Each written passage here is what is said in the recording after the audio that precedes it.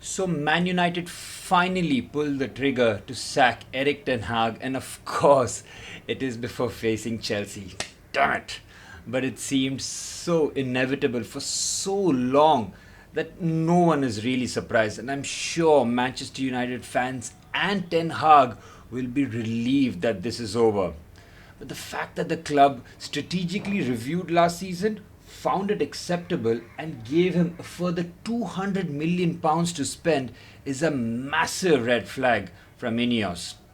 Look, his first season was a relative success, but as soon as he got beaten in his first two games, he threw all of his supposed plans out the window to cater to the players, which showed weak management.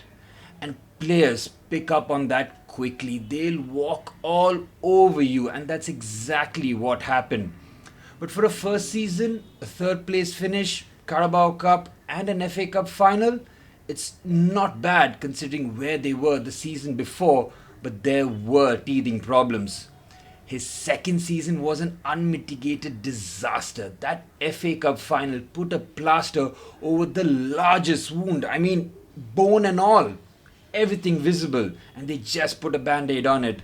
They won that FA Cup, but let's be honest, they should have lost it against Coventry in the semi finals. And finishing bottom of the Champions League group in a group with Copenhagen and Galatasaray was deemed acceptable, and they finished the Premier League season in 8th on -1 goal difference, conceding 3 plus goals on so many occasions that people started losing count. And he still kept his job. It was incredible. And the gaslighting in the press conferences. I mean, I couldn't believe some of the things he used to say and get away with it. It was truly remarkable, almost taking it up as a personal challenge to say the most outrageous things. Now, no one should be surprised that United are where they are this season. People who had Manchester United in their top 4 or even top 6 this season were drinking out of a completely different bottle. They didn't address their problem positions in the summer despite spending over 200 million. And it's that same cycle again and again, and the result 11 wins in 11 months of Premier League football and 1 win in Europe. That's it. It's truly abysmal, and he got away with it for the longest time up until yesterday. And by the looks of it, it will be Ruben Amorim from Sporting Lisbon as the new Man United manager. And that has to be a step in the right direction, and his first test will be against my team. So let's go. And in other news, we had Manchester City's Rodri winning the coveted Ballon d'Or prize, just edging Vinicius Jr.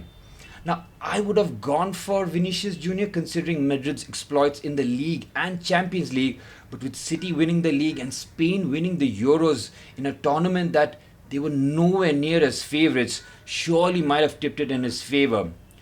But look, City had a Ballon d'Or coming. They won the treble 2 years back, and neither Rodri nor Haaland, who absolutely destroyed the Premier League in his debut season, breaking all sorts of record and having the treble, didn't get it. So City will feel that justice on the front, and Rodri becoming the first Ballon d'Or victor in their history. So kudos to that. Very well deserved. He has been the best DM for a 3 to 4 year stretch, and City's record when he's in the team is truly staggering.